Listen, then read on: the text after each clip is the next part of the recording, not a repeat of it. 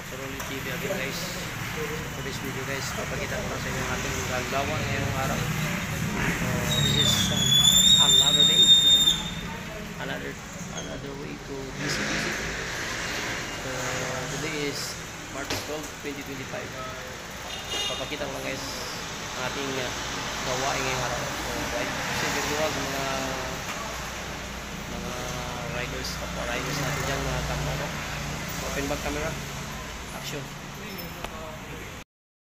Ito ang ating chassis guys, Honda Beat V3. Ayan, Honda Beat V3. So sa issue nito, walang issue mga kamoto. So bumangga po ito sa malaking na bato. So lasing po ang mayari nito guys. Sumimplang lang. Ito yung nangyari guys. Disalign ang kanyang manibela at ang kanyang kipos. Ayan, at telescopic disalign.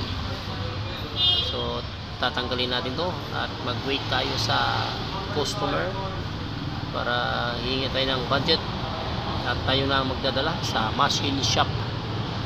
Ayan guys, Beat